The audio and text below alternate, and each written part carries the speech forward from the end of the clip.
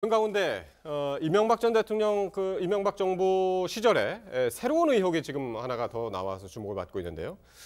지난 2011년에 KTNG가 인도네시아에 있는 한 담배 회사, 상당히 이제 부실 덩어리라고 그럽니다. 여기에 이제 수백억 원을 투자를 했는데 그 과정에서 상당히 문제가 있었다. 예, 그렇습니다. 예. 그러니까 이 담배 회사가 인수할 시점에 자본 잠식까지 돼 있었다라는 거예요. 근데 이 회사가 자본 잠식이 된다는 건 거의 파산 직전이라는 얘기지 않습니까? 사실 삼성같이 커다란데도 자본금 자체는 그렇게 높지가 않은데 그것마저도 이게 마이너스가 될 정도로 회사 경영 상태가 안 좋아졌는데 그 회사를 굳이 KTNG가 인수를 했는데 그것도 직접 그 회사를 인수한 게 아니라 중간에 다른 회사가 끼어서 다른 회사가 그 담배 회사 주식을 산 다음에 그 회사로부터 KTNG가 그 주식을 사는 방법으로 이 인수를 했는데 문제는 말씀드린 중간에 있는 그 회사가 페이퍼 컴퍼니라고 보인다는 것이고 게다가 그 페이퍼 컴퍼니로 보이는 회사가 주식을 살 때 총 180억 원에 샀다는 겁니다. 총 180억 원을 사는데 KTNG에는 얼마를 주고 샀냐면 897억 원을 주고 샀다는 거죠. 그러면 당장에 725억 원 가량의 이 차익을 거둔 거 아니겠습니까? 이거는 KTNG 입장에서는 엄청난 손실이 되는 거고 굳이 저 회사들 그리고 이제 저 과정들이 전부 2011년 한 해에 이루어졌다는 거잖아요. 그렇습니다. 그러니까 이게 왜 이런 식으로 뭐 몇 배를 부풀리겠으며 590억 원을 이 회사는 사자마자 또 배당을 해버리거든요. 그래서 그 페이퍼 컴퍼니의 주주가 누군지 모르지만 그 사람들에게 이 엄청난 돈을 나눠줬다는 거 아니겠습니까? 그래서 왜 이런 일이 벌어졌는지 의혹이 일상. 왜 그랬을까 하는데 이 KTNG가 이 인도네시아의 담배 회사를 인수를 한 그 시점하고요. 인도네시아에 우리나라가 차세대 훈련기 T-50을 수출 계약이 성사된 해하고 이게 시점이 거의 전후 바로 붙어 있어서 의혹이 그래서 여기서 불거집니다.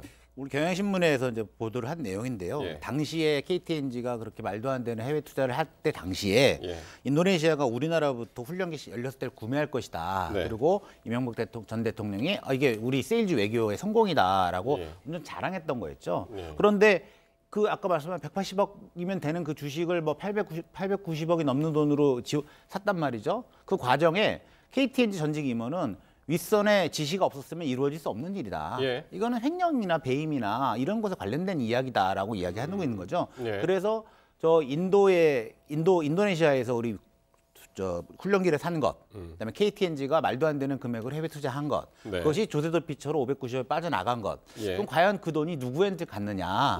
이것에 대해서는 철저한 조사가 필요하다고 생각합니다. 조금만 보충을 드리자면 지금 페이퍼 컴퍼니가 3개가 거론이 되고 있는데 그 3개의 회사들이 만들어진 시점들이 딱 그래요. 이명박 전 대통령이 방문을 하고 한 달 뒤에 만들어지고 또 하나는 이상득 전 의원이 방문한 시기에 겹쳐서 만들어지고 마지막으로 최종 계약 협상이 타결될 즈음에 나머지 세 번째가 만들어지는 겁니다. 그러니까 페이퍼 컴퍼니라는 의혹 자체가 조세 피처에 있기도 하지만 설립 시기 자체가 이 전 대통령이 이 방문을 하고 나면 만들어지고 하니까 이게 뭔가 너무 이상하게 시기가 겹친다는 거죠.